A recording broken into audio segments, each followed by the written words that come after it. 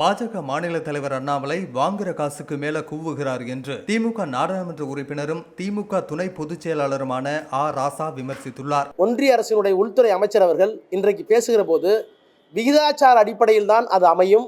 அப்படி விகிதாச்சார அடிப்படையில் மறுசீரமைப்பு தொகுதிகள் அமைகிற போது தமிழ்நாட்டுக்கு ஒரு தொகுதி கூட குறையாது என்று அறிவித்திருக்கிறார் இந்தியில். அது ஆங்கிலத்திலே மொழிபெயர்க்கப்பட்டு அரசின் சார்பில் வெளியிடப்பட்டிருக்கின்ற அறிக்கையில் புரோரேட்டா என்று சொல்லப்பட்டிருக்கிறது. அந்த புரோரேட்டா விகிதாச்சார அடிப்படை என்பது இப்போது இருக்கிற தொகுதிகளின் அடிப்படையில் விகிதாச்சார அடிப்படையில் உயருமா அல்லது இப்போது இருக்கின்ற மக்கள் தொகை அடிப்படையில் உயருமா என்பதற்கு எந்த பதிலும் இல்லை. முழுக்க அது குழப்பமாக இருக்கிறது. இந்த குழப்பத்தை தீர்க்கின்ற விதத்தில் அண்ணாமலை திடீரென்று ஒளிவாங்கியை பற்றி கொண்டு நாடாளுமன்ற உறுப்பினர்கள் தொகுதிகளின் எண்ணிக்கையில் அடிப்படையும் என்று உறுதியாக அவர் தெரிவித்திருக்கிறார். அப்படி அவர் சொல்லவில்லை. உள்துறை அமைச்சர் அப்படி சொல்லவில்லை. அப்படி சொல்லியதாக இவராக ஒரு புது கருத்தை சொல்லுகிறார். அந்த கருத்து தவறு. ரொம்ப சாதாரணமாக சொல்லணும்னா ஏப்பா வாங்கினதுக்கு மேலே கூவுறம்பாங்க.